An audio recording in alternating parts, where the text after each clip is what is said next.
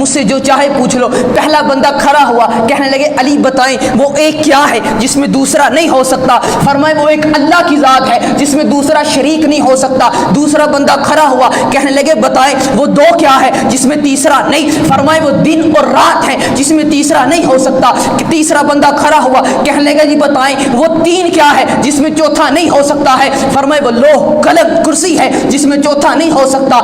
چوتھا بندہ کھڑا ہوا، کہنے لگا جی بتائیں چار کیا ہے جس میں پانچواں نہیں ہو سکتا ہے؟ فرمائے وہ مشرق مغرب شمال جنوب ہے جس میں پانچواں نہیں ہو سکتا ہے۔ پانچواں بندہ کھڑا ہوا، کہنے لگا جی مجھے بتائیں وہ پانچ کیا ہے جس میں چھٹا نہیں ہو سکتا ہے؟ فرمائے وہ فرض پانچ نمازیں ہیں، وہ فجر ظہر عصر مغرب عشاء ہے جس میں چھٹا نہیں ہو سکتا۔ چھٹا بندہ کھڑا ہوا، کہنے لگے جی مجھے بتائیں وہ چھ کیا ہے جس میں ساتواں نہیں ہو سکتا؟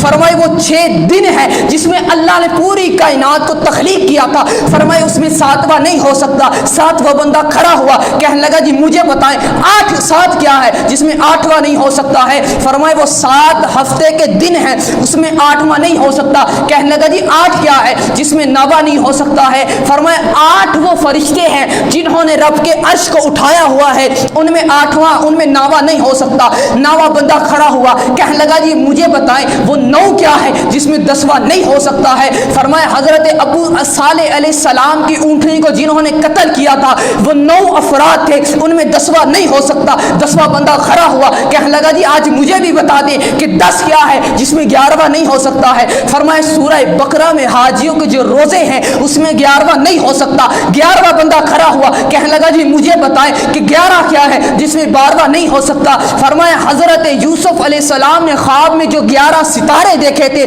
اس میں 12واں نہیں ہو سکتا۔ اب 12واں بندہ کھڑا ہوا، کہنے لگا جی بتائیں وہ 12 کیا ہے جس میں 13واں نہیں ہو سکتا؟ فرمائے وہ 12 سال کے مہینے ہیں جس میں 13واں نہیں ہو سکتا۔ ایک بندہ کھڑا ہوا، کہنے لگا جی بتائیں وہ کون ہے جو بن ماں باپ کے پیدا ہوئے؟ فرمائے وہ حضرت آدم علیہ السلام ہے جو بن ماں باپ کے پیدا ہوئے۔ کہنے لگا جی بتائیں وہ کون ہے جو بن باپ کے پیدا ہوئے؟ فرمائے وہ عیسیٰ علیہ السلام ہے جو بن باپ کے پیدا ہوئے۔ کہنے لگے وہ کون ہے کہ جو بغیر ماں باپ کے جانور دنیا میں آئے؟ فرمائے وہ حضرت اسماعیل علیہ السلام کی جگہ دمبا آیا تھا، حضرت صالح علیہ السلام کی اونٹنی آئی تھی۔ فرمائے بندہ نہایت ہی منکر تھا، کم نہ ماننے والا تھا۔ کہنے لگا جی علی بتائیں ایک کتا ایک بکری آپس میں ملاپ ہوا، بچہ پیدا ہوا، بتائیں حلال ہے یا حرام ہے؟ فرمائے پانی رکھو، زبان نکال کے پیتا ہے تو حرام ہے، اگر نہیں نکالتا تو حرام ہے۔ بندہ کہنے لگا کبھی زبان نکالتا ہے کبھی نہیں نکالتا ہے۔ فرمائے پھر ایسا کرو